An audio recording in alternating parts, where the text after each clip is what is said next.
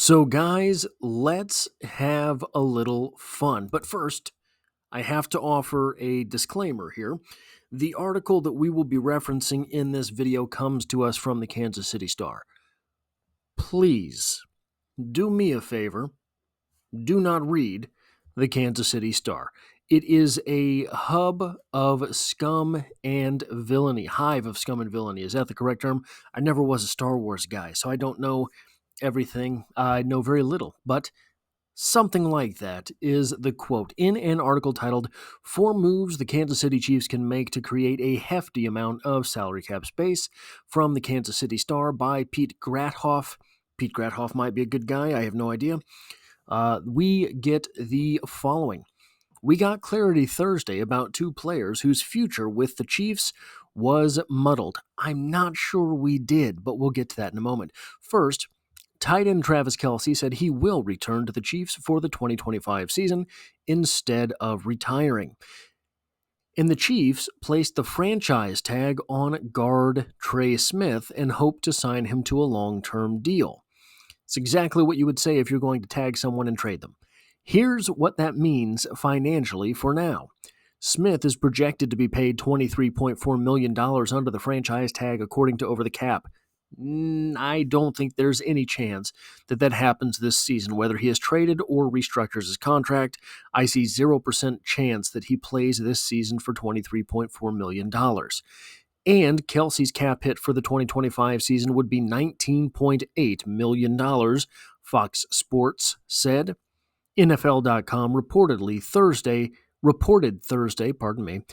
teams were told the 2025 salary cap will be $279.2 million. Here I am begging and pleading you not to read the Kansas City Star, and I can't read it either.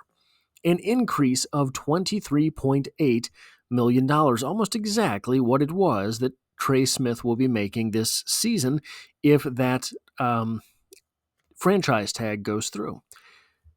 An increase of 23.8 from a year ago. The NFLPA's salary cap information shows the Chiefs currently have $3.186 million in cap room, but that's before the new year starts with the new salary cap number. And now I realize I might have done some of my math wrong. Scum and villainy over here as well. But the 4 moves suggested here by the author from the Kansas City Star were these 4 moves. Convert quarterback Patrick Mahomes' roster bonus to a signing bonus, saving $25.8 million. Convert defensive lineman Chris Jones' roster bonus to a signing bonus, saving $12 million. Convert Kelce's roster bonus to a signing bonus, saving $10 million. Extend guard Joe Thuney's contract to 2 years, $40 million, with $20 million bonus savings of $10 million. That is an additional $49.8 million, meaning the Chiefs would have $54 million in cap space. Now, here's a little bit of disclaimer here. I am not 100% sure. The increase of $23.8 million, Chiefs currently have $3.186 million, so they technically have $27 million. So with this increase of $49 million, 49, 59, 69, 70, $78 million. Okay, great. $78 million in cap space. We'll pretend that's correct. And I am not a math guy. Well, let's look at what can be done with that. T. Higgins will supposedly, and again, what I was going to say is I don't know exactly whether the Trey Smith tag is in that, but I don't think it is. So the $54 million from earlier was if the Trey Smith tag is applied afterwards. So assuming he doesn't make that, there's somewhere between $54 and $78 million, hypothetically, of cap space. What can the Kansas City Chiefs do with that kind of money? Well, T. Higgins is projected to make $28 million per year. Chiefs offense sure would look real good with T. Higgins out there. Even if you started me at left tackle, I think Patrick Mahomes could find a target fast enough. Milton Williams, the defensive tackle from the Eagles. Now, one thing that's going to come up time and again here, we were under the impression that the Kansas City Chiefs were in a bit of a rough spot because Trey Smith is a free agent, Matt Arrays is a free agent, Nick Bolton's a free agent. You've got all of the wide receivers that are now free agents, all of these things. There are several. So what I did here was I took the top 10 non-quarterback or top 9 non-quarterback free agents listed by NFL.com. And then I took the first number available when Googling the projected salary cap number for these players. So T. Higgins was their number one prospect as a free agent on NFL.com. Great. Google T. Higgins contract projection. The first one that came up said $28 million a year. That's what I was doing here. So if the Chiefs have $50 to $70 million of cap space all of a sudden, $28 million for T. Higgins might not sound like a bargain, but it does sound doable. What about Milton Williams, the defensive tackle for the Eagles, projected to make $20 million per year? Put him down there next to old Chris Jones. Things could get real spicy real quick. Ronnie Stanley, offensive tackle for the Ravens. This is a different number, $20 million, I think, than I made a free agent video for offensive tackles just yesterday.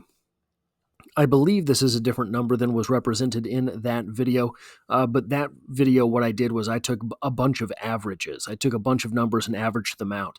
So $20 million per year for an offensive tackle, for a left tackle like Ronnie Stanley, I think that's within the realm of reasonable, really. You're paying your right tackle $20 million to commit a holding penalty every game. So what's another $20 million for your left tackle? Now, the interesting thing there would be you would have a left tackle making $20 million, a left guard making $20 million, a center making $10 million, a right guard making $20 million, and a right tackle making $20 million. All of that would probably only get the Kansas City Chiefs offensive line up to around, 10th in the NFL, because I guess it would be better than that. Jawan Taylor's not that big of a drag on the efficiency of the offense, but guys, it's not good, and I'm starting to, as I go back and try to figure out a few more things about last season leading up to the draft here, Jawan Taylor really did a number on some drives. Not the worst blocker in the world, but did really ruin some stuff. What about we're losing Nick Bolton? What about Eagles linebacker Zach Bond, $15 million per year? What about, so I think if Zach Bond were on the field, you would be tempted to run a whole lot more 3 linebacker sets. I think if you had Zach Bond, Leo Chanel, and Drew Tranquil, I think that Zach Bond is more athletic than Nick Bolton. I don't know if I haven't watched enough of him to know if he's a big play guy like Nick Bolton. Nick Bolton is one of these guys that just seems to always be in the right place at the right time. So that is one thing that Nick Bolton has. I'm going to ruin this next name. Osa Odigizua, defensive tackle for the Cowboys, $20 million per year.